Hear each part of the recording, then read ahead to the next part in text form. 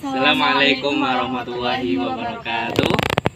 Perkenalkan, nama saya Amilatun Nasibah. Saya Sabrina Nerasaro. Saya Fani Hilal. Kami mahasiswa UIN Pekalongan akan membahas sedikit tentang hasil observasi kami mengenai tradisi lopis, yaitu tradisi yang berasal dari desa Krapiak. Mungkin bisa dijelaskan tentang sejarahnya lopis itu bagaimana, Mbak? Menurut kemarin informasi yang kita dapat sejarahnya itu dulunya masyarakat Krapiak itu terkenal dengan masyarakat yang religius. Di bulan Syawal H+2 mereka biasa melakukan puasa sunnah Syawalan sampai H+7. Nah, H+8-nya itu mereka biasa melakukan silaturahmi antar tetangga, dan setiap rumah itu biasa menyajikan jamuan, termasuk jamuannya itu lopis. Pada saat itu belum dijadikan sebuah tradisi, dan akhirnya muncul ide atau gagasan dari tokoh masyarakat untuk dijadikan sebuah momen agar menumbuh kembangkan kreativitas masyarakat setempat. Berarti udah berapa lama itu, Mbak? Sekitar tahun 1950-an. Tetapi sampai sekarang masih berlangsung sekarang. Tapi kata tokoh masyarakat tersebut pernah mengalami kevakuman saat itu karena kekurangan dana, dan dilanjut 1960-an itu akhirnya dikelola oleh pemerintah desa, tetapi dengan bentuk kue lopis terbuat dari pelepah pisang. Jadi itu kayak lopis palsu. Seperti itu. Padahal itu sudah banyak masyarakat yang berminat untuk mengunjungi tradisi tersebut. Seperti itu. Nah, dari situ masyarakat itu berpikir bahwa itu tuh kayak sebuah pembohongan publik. Akhirnya muncul ide lagi supaya gimana caranya biar kita itu bisa menumbuhkan kembali seperti yang sudah terjadi dulu. Akhirnya dibentuk lagi dengan cara yang seperti dulu sih, masih kayak swadaya masyarakat berupa jimpitan seperti itu, tapi belum berlangsung, bentuknya belum sebesar yang sekarang. Jimpitan itu apa sih, Mbak, tadi? Jimpitan itu per rumah itu kayak orangnya itu menyumbangkan 1 gelas beras ketan gitu. Jadi kayak gotong royong menyumbangkan per rumah 1 gelas buat itu dibuat lopisnya itu. Ya, jadi sumber dari acara ini itu dari masyarakat situ juga kan? Masyarakat setempat. Kemarin juga dijelaskan tentang bagaimana sih proses pembuatan lopis raksasa yang begitu besar ukurannya. Mungkin bisa dijelaskan, Mbak Sabrina? +2 itu kan kebersihan lingkungan. Nah, +3-nya itu penanakan beras ketan kematangan 70%. Medianya itu berukuran medium sekitar 20 kiloan. Dimulai dari mencuci beras ketan, lalu dikukus setengah matang. Setelah itu ditumbuk. Setelah ditumbuk, beras ketan itu dimasukkan ke cetakan lopis yang lebih besar. Nah,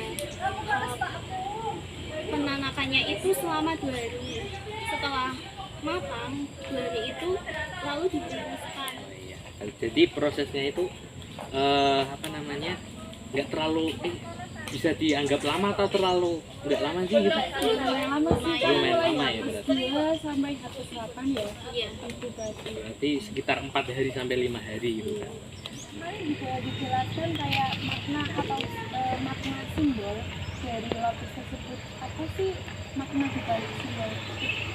Kan bentuk lopis itu kan bisa vertikal, bisa juga horizontal.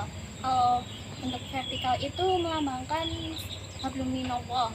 Hablum minallah itu bentuk rasa syukur kita terhadap Allah. Kalau horizontal itu kan hablum minanas, artinya kan menjaga tali silaturahmi atau gotong royong. Kan kemarin juga disebutkan adanya upaya penjagaan tradisi lopis raksasa. Nah, itu gimana? Kemarin juga kita mewawancarai satu pemuda ya, satu pemuda juga kuliah di sini kayaknya juga di UIN juga. Beberapa hambatan, salah satunya juga masalah dari ekstra ataupun dari intranya juga.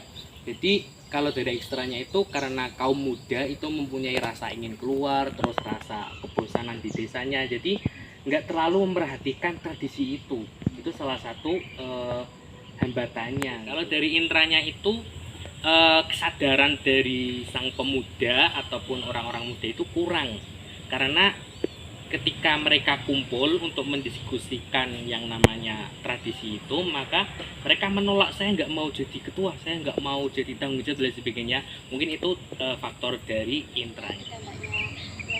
Dampaknya itu apa saja? Oh, dampaknya kemarin banyak nggak, Mbak? Banyak ya kayaknya. Kemarin juga kita mewawancari satu ibu-ibu, itu juga nggak ikut acara tradisinya, cuma di situ cuma dagang, bukan dagang lopis tapi dagang es teh gitu kan. Jadi bukan hanya dalam lingkup penjualan lopis, tapi ternyata dampaknya juga sampai orang yang tidak ikut tradisi, dan di situ bukan jualan lopis tapi lakunya 2 kali lipat. Kemarin kan ya, ketika kita wawancara ibu-ibu itu, yang pertama berarti kita simpulkan dampaknya itu dari sektor ekonomi. Mungkin yang pertama dari penjualan lopisnya yang paling utama, dan yang kedua pedagang-pedagang di sekitar daerah Krapyak itu mempunyai dampaknya, merasakan dampaknya. Bahkan tadi penjualannya sampai 2 kali lipat seorang pedagang, seorang pedagang es teh gitu. Dan juga dampak yang lainnya, jadi Krapyak itu juga mempunyai peluang untuk membuka usaha yang lain, karena kan nama Krapyak kan udah keangkat nih ya dari tradisi itu. Maka bisa saja kalau mungkin kita sebagai anak muda itu kemarin juga ada rencana bahwa akan membuat satu warung yang khusus itu warung lopis, itu khas Pekalongan, untuk oleh-oleh khas Pekalongan. Dan juga rencananya tahun yang akan datang juga itu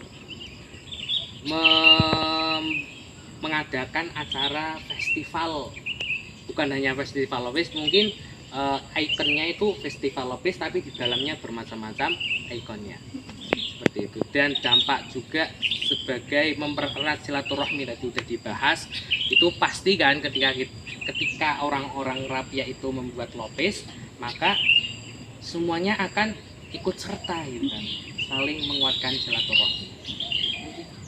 Kan biasanya kalau ada dampak positif, ada juga dampak negatif. Nah, dampak negatifnya itu apa? Kemarin juga kita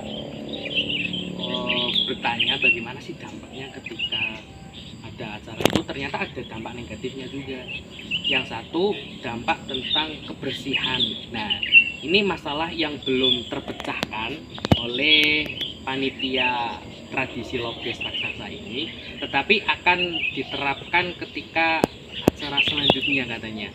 Ada beberapa upaya, mungkin dengan adanya iuran tentang kebersihan dan sebagainya. Sekian penjelasan dari kami mengenai tradisi lopis yang kita amati dari hasil wawancara, yaitu salah satunya tokoh masyarakat dan pemuda yang menjadi ketua panitia acara tahun ini. Sekian, terima kasih, semoga bisa menambah pemahaman kita semua. Mohon maaf apabila ada tutur kata yang kurang berkenan. Wassalamualaikum warahmatullahi wabarakatuh.